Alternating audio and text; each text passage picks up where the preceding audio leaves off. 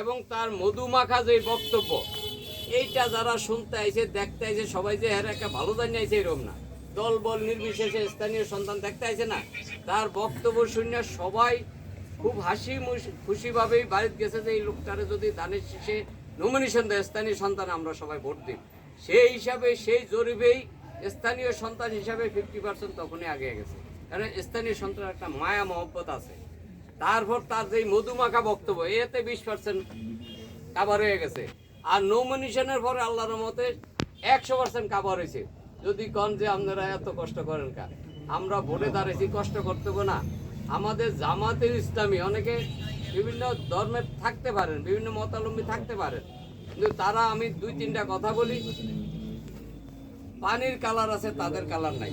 চকবাজারে doctor Jamal 3বার Zakir সাহেবের বিনা বোর্ডের 3বার agent ছিল কুতুবগঞ্জ কেন্দ্রে। 5ই আগস্টের পর হঠাৎ করিয়া তালা দিছে আমাকে হেনের ফোড়াই আছে না শয়তান কিছু। আমরা জিজ্ঞেলাম তুমি তালা দিলা কেন? কয়েরা আমলি করছে, এর ভাই সহ চান্দাবাজি করছে। আমি না, তালা দিলে তো আমরা মিষ্টির দোকান জাকির সাহেবের ঘরেই তালা দিতাম, মনির চাষি শোরুমে তার তালা দিতাম, ফেন্সি স্টোর নান্নু মেয়ের ঘরেতে তালা দিতাম, আরো বড় বড় আছে না, বড় বড় আমলিগের বড় বড় শোরুম আছে না, আমরা তালা দিছি। আমরা দুলালের ঘর তালা দিছে সেই প্রতিশোধ নিতে চাই না, বাবলুর ঘর তালা দিছে সেই প্রক্রিয়া আমরা দেখাইতে চাই না। দুয়ার খোলো, সাথে সাথে দাবড়ি দিয়ে আমরা দুয়ার মানে ঘর খুলিয়া দিছি। 5ই আগস্টের পরে হঠাৎ উনি এইতে জামাতের রোকন কিরে ভাই 3বার বিনা ভোটের ইয়া হইলি, এখন রোকন হইলি কেমনে? আমরা এমনি ঢুকে টেকে থাই। তাইলে বোঝা যায় ইবলিস ধরা যায়, জামাত ধরা যায় না। কেউ মনে কিছু নিয়েন না। ওই নজরুল হসপিটালে ফলেনে ধাক্কা ধুকা, ওই চকবাজারে গ্যাঞ্জামে ধাক্কা ধুক্কা দিছে। আমাদের মোস্তফা মিয়া খুব ভদ্রলোক, জামাতের প্রার্থী, আর আমির শরীফ মিয়া কইতে আছে আমাদের শ্রমিক ফেডারেশনের সভাপতি, মানে এগো ইসলামী ওই যে ছাত্র শিবির শ্রমিক এগো ভিন্ন ভিন্ন নাম আছে জামাতের, কইতে আছে তারাই নিজে মারছে।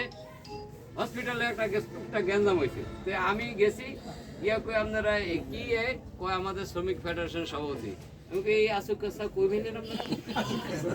কিসের আসুক কাছা? আমি যে এ সাদাবাজি করে 8 বছর জেল খাইতে পারি সেটা কইতে কয় না, সেটা তো কইতে এগো তা জানে না।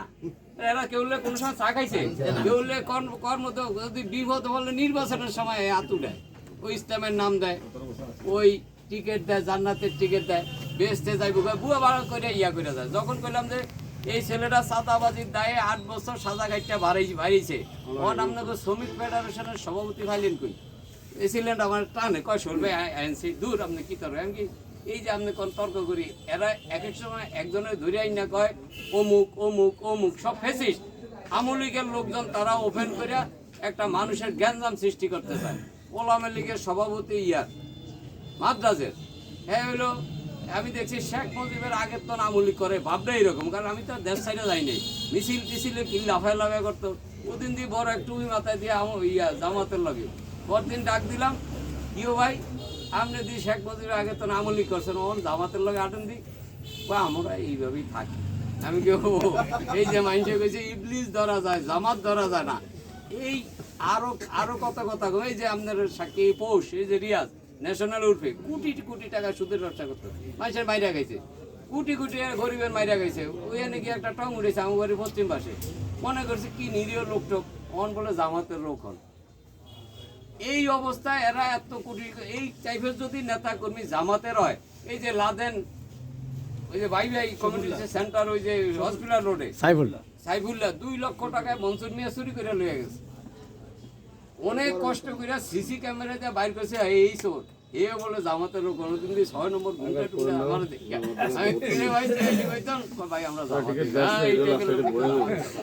এই হইলো পরিস্থিতি। একটা সত্য আপনি জিজ্ঞাসা, এখন মোবাইল করে আমার একটা কথা যদি মিথ্যা সত্য কথা করলে তার সমস্যা নেই।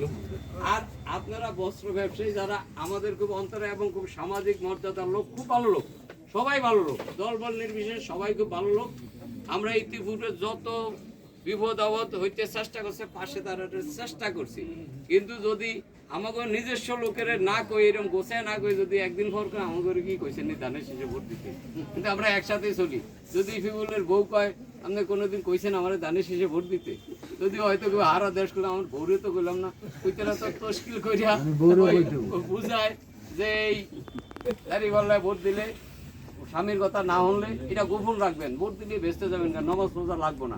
তুই 9 নম্বরে কইছি মতো একটু আগে কয় দোয়ার দোয়া করে লইয়েন, কাইসা দিয়ে বিদায় দিন, অন হেইটাও খাইতে না। তারপরও আমরা যদি ঐক্যবদ্ধভাবে গিয়া ইনশাল্লাহ 12 তারিখে সবাই আগে মা বউ বইনে করে কেন্দ্রে যায় ভোট দিতে পারে ইনশাল্লাহ, নিশ্চিত নুরুস্তাম নন ইনশাল্লাহ বিপুল ভোটে বিজয়ী হবে ইনশাল্লাহ। হাত শক্তিশালী হলে নুরুস্তাম ননকে ভালো একটা সম্মান দিবে। আসেন মোস্তফা কামাল যে ক্যান্ডিডেট এসপুরের কোঅর্ডিনেটর আমি ছিলাম, তার বাড়ির দরজায় 2টা রাস্তা, সে ক্যান্ডিডেট জমাতের 2টা রাস্তা, এক রাস্তা দিয়ে সাহায্য বাইরে হাঁটে, এক রাস্তা দিয়ে হে হাঁটে, মানে সাহায্য বাকি যে মোস্তফা কামাল সাহেব দাঁড়িপাল্লার প্রার্থী, তার কেন্দ্র হলো 2 নম্বর ওয়ার্ড। এই কেন্দ্রে যদি 5:30টায় খবর নেবেন যে সে কত ভোট পাইছে আর ধান পাইছে, এইটা হিসাব করে সারা সরকারের হিসাব করেন আল্লাহর মধ্যে বিজয় ইনশাআল্লাহ সুনিশ্চিত। আপনাদের সহযোগিতা চাই, ভোটের দরখাস্ত করছি এবং মা বোনরা সবাই কেন্দ্র থাকবেন। আমরা কি সবাই ধানের শীষ পক্ষে আছি তো? এখানে এক ভিডিও করা উসকে দাও এই সবাই ভোট দিব ভোট দিব কিসে ভোট দিব কিসে ওকে ওকে ওকে ওকে এই যে তোমার হিস্ট্রিটা নিছে